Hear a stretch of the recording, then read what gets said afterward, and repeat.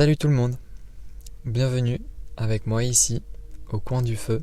Dans cette vidéo, je vais vous amener dans la vie et la routine de deux personnes avec le même âge, le même potentiel, la même intelligence, très peu de choses qui les différencient en fait. Mais ils vont avoir deux chemins de vie complètement différents, à cause de leurs habitudes, de petits choix chaque jour qui se répètent et qui sur le long terme vont avoir un gros impact. Vous allez voir, c'est hyper intéressant. Donc je vous présente Lucas et Hugo. Lucas, lui, il se réveille. Mais avant même d'ouvrir complètement les yeux, sa main cherche déjà son téléphone. Une notification, puis une autre, puis une vidéo, puis 10. Son cerveau reçoit une avalanche de dopamine, avant même qu'il ait posé un pied au sol. Son attention est déjà fragmentée, son esprit déjà bruyant, alors il reste encore un peu au lit, encore quelques minutes, qui deviennent finalement plusieurs heures. Hugo, lui, il se réveille, sans bruit, sans écran, juste la lumière du matin, qui entre doucement dans la pièce. Il se lève tranquillement, il ouvre la fenêtre, respire. Rien d'extraordinaire, mais son esprit est calme, présent, disponible. Sa journée commence lentement. Au travail, Lucas est dans un environnement où il y a des successions de stimulations rapides. Notifications, messages, urgences, multitâches permanents, il saute d'une chose à l'autre. Toujours sous pression, toujours stimulé. Son cerveau ne se repose jamais. Tout est rapide, tout est urgent, tout est instantané. À la fin de la journée, il est vidé. Pas fatigué d'avoir construit, mais fatigué d'avoir été stimulé. Hugo, lui, au travail, il peut faire une tâche à la fois, sans bruit, sans urgence constante. Il avance lentement, parfois il s'ennuie, parfois c'est difficile, mais son attention reste entière, son esprit reste stable. À la fin de la journée, il est fatigué, mais satisfait, parce qu'il a construit quelque chose. Lucas, ça l'arrive parfois de manger quand il s'ennuie, quand il stresse, quand il est fatigué. Il cherche quelque chose de rapide, sucré, gras, stimulant, une dopamine immédiate. Quelques secondes de plaisir, petit à petit, son énergie chute. Son corps ralentit, son esprit devient flou, mais il recommence, encore, parce que c'est facile. Hugo, lui, il mange pas parfaitement, mais il mange lentement. Il prend le temps, il écoute sa faim, il s'arrête quand il n'a plus besoin. Ce n'est pas toujours excitant, ce n'est pas toujours spectaculaire, mais son énergie reste stable.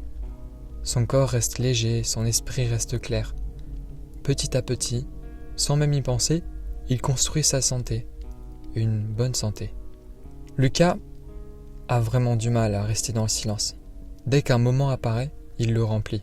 Téléphone, vidéo, jeu, message, même quelques secondes.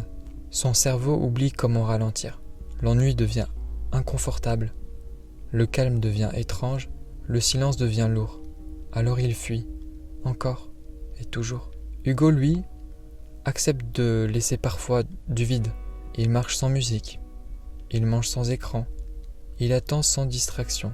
Au début, c'est inconfortable, mais doucement son esprit ralentit. Ses pensées deviennent plus claires, son attention plus profonde, son calme plus naturel. Dans la sexualité, Lucas cherche aussi la dopamine, sans vraiment s'en rendre compte. Il cherche la rapidité, la facilité, sans connexion, sans présence, juste une stimulation. Encore une. Son cerveau s'habitue à l'intensité, à l'immédiateté, à l'excitation constante. Mais le reste devient plus fade, plus difficile, moins satisfaisant. Alors il cherche encore plus, et le cycle continue. Hugo, lui, prend son temps. Il vit la sexualité moins souvent. Mais quand il la vit, il est plus présent, plus réel. Pas seulement une stimulation, mais une vraie connexion. Ce n'est pas instantané, pas toujours parfait, mais c'est plus profond, plus humain, plus stable. Dans les relations, Lucas parle à beaucoup de gens, mais rarement longtemps. Messages rapides, réponses courtes, discussions interrompues, même quand il est avec quelqu'un. Son attention est ailleurs. Un regard sur son téléphone, une pensée déjà distraite, une conversation à moitié présente. Petit à petit, les échanges deviennent plus superficiels, moins profonds, moins sincères, moins mémorables. Et il est entouré, mais souvent seul, finalement. Hugo, lui, parle moins. Mais quand il est avec quelqu'un, il est vraiment là. Pas d'écran, pas de distraction, pas d'urgence. Il écoute, il répond, il prend le temps de partager. Les moments durent plus longtemps, les silences sont confortables, les liens deviennent plus forts. Petit à petit, ces relations deviennent plus profondes, moins nombreuses peut-être, mais plus réelles. Et avec le temps, Lucas remplit ses journées, mais ses relations deviennent vides. Hugo ralentit ses journées, mais construit des liens. Le temps passe, les jours deviennent des semaines, les semaines deviennent des mois, et lentement leur vie commence à changer. Lucas dort mal, son esprit reste stimulé le soir, son corps reste agité, son cerveau ne ralentit plus. Il se réveille fatigué, sans énergie, sans motivation. Alors il cherche encore plus de dopamine, encore plus de distraction, encore plus de stimulation. Et le cycle continue. Petit à petit, sa santé se dégrade. Moins d'énergie, plus de stress, plus d'anxiété, moins de concentration.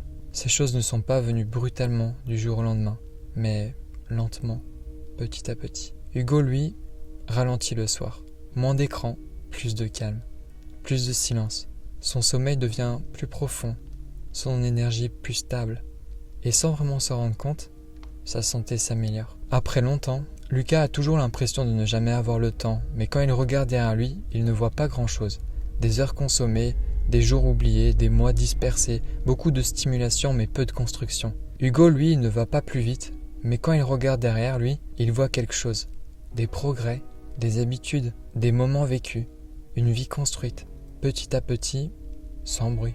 Dans cette histoire, vous avez vu deux personnes. Le même départ, mais des choix différents. L'un a choisi la stimulation constante, l'autre a choisi le calme. L'un a cherché la dopamine rapide, dans les écrans, dans la nourriture, dans le travail, le plaisir instantané. Et l'autre a accepté la dopamine qui est lente, dans l'effort, le silence, la présence, dans le temps. Et avec les années, leur cerveau à tous les deux ont changé. Leurs corps ont changé aussi, leur vie aussi. Pas en un jour, pas en une semaine, mais doucement, silencieusement.